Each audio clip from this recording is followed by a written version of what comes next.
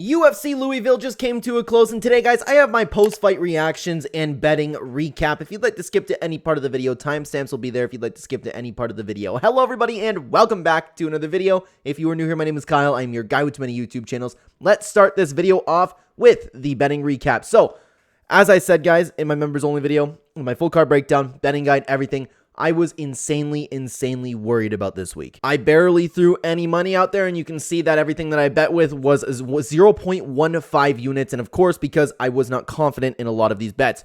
Ones that shocked me, though, these two fights, I was decently confident in. Like, I wasn't confident in Dominic Reyes' ability to get the job done, and Thiago Moises really disappointed me. I'm going to expand on that when talking about each fight, but, of course, very unsuccessful for betting. The only one we got was Taylor Lapilus, but the fun parlay almost hit. Julian Marquez ended up letting us down, but as I was saying, guys, I was considering skipping the week as a whole, but I didn't think that would be right to do, especially if I have anything for members, right? So I was playing with 0.15 units, barely anything, especially with my unit size. It's disappointing, but we seem to be a little bit back to normal because we have a bunch of better fights to go about this time around, guys. So let's get into the recap for the entire card. Starting off with Puja, Tomar versus Rayanne, Amanda, and guys, this one was a crazy robbery. You know what's funny is I actually considered throwing some money on Puja just because I knew the UFC was pushing that first fighter, like this whole history thing that they were making out, but I didn't end up doing it because, of course, I didn't think that she was going to win the fight, or I wasn't confident that she was going to do anything in particular, and she just showed that. She came in.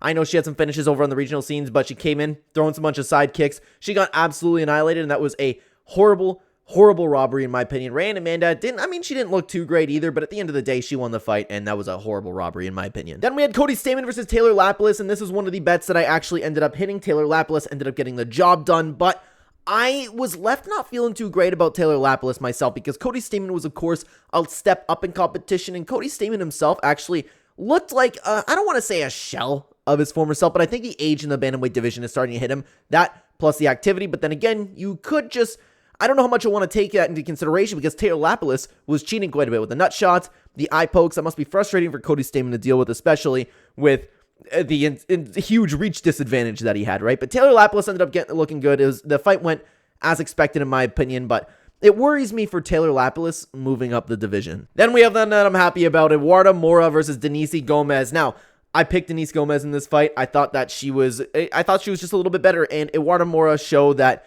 it was as expected for me. I didn't see anything really stand out about her. I'm not saying Denise Gomes is some world killer or anything like that, but I think she's a very proven fighter. I think that she can fight anywhere. She showed a lot of heart. She looked great in this fight, man. But speaking of looking great, Daniel Marcos. Oh my God, did Daniel Marcos put on a clinic against John Castaneda, man. Daniel Marcos is officially, in my opinion, somebody to look out for in the bantamweight division.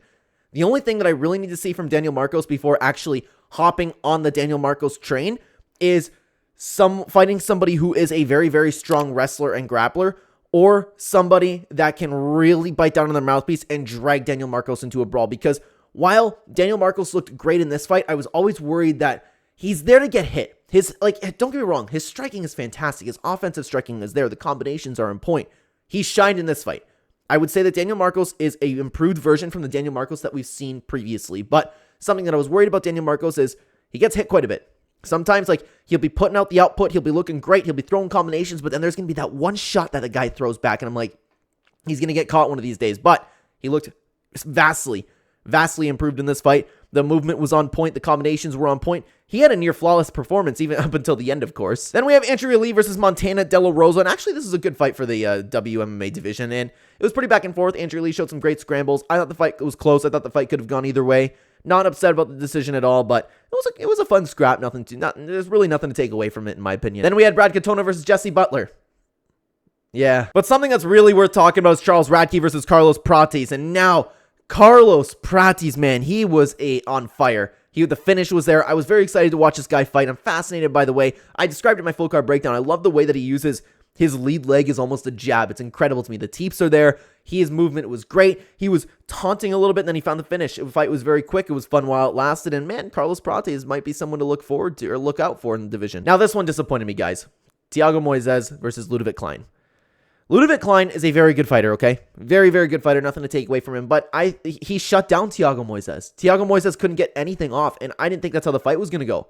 That was a bad read by me because I talked about this entire card and how many close fights there were and how it was a horrible card for betting. But Thiago Moises was somebody that I was actually confident in to win the fight. It shocked me the way that Ludovic Klein was able to shut down the game of Thiago Moises. Even the submissions. He was there, kickboxing him. He was stuffing the takedowns. Perhaps I'm underrating Ludovic Klein a little bit. I always thought that he was a good fighter, don't get me wrong, but I thought Thiago Moises would just be better in this matchup. I thought it was a good matchup for him. I thought he was going to be able to continue the little bit of a role that he's been on. But hey, great performance by Ludovic Klein. Speaking of great performances, though, we have Bunaheli Soriano. Soriano, brand new weight class, looking fresh, looking great, looking hungry. I cannot wait for his next fight. The output was there. Faded a little bit in the third round, but he pushed through, and we love a guy that can push through his exhaustion. He was doing great. What were the shots? Like 200 and something to 20? He put on a beating. Speaking of beating, though, Julian Marquez took a beating against Zachary Reese. This one, I got wrong as well. I thought Julian Marquez was going to be able to kind of out-tough Zach Reese, but I don't think the toughness is in Julian Marquez anymore, unfortunately. But hey, it's nice to see Zach Reese get the win because he had a really rough start to the UFC, especially with Cody Brundage getting slammed, right? So, man, yeah, that was another bad call by me. I had a little bit of a gut feeling that Julian Marquez would get it done. I thought he was going to out-tough him. I thought he was going to out-muscle him, but Zach Reese came in, got a finish right away. Continuing on, we have fight of the night between Bruno Ferreira and Dustin Stoltzfus. What is there to say, guys? They came in, they swung, they knocked each other down, they rocked each other, and then Ferreira ended up getting a KO. There's nothing to take away from that one, but it was a blast to watch. After that, we had Raul Rosas Jr. versus Ricky Turquoise, and actually, this was a fun fight while it lasted. Raul Rosas Jr., I'm left not really knowing how I feel about him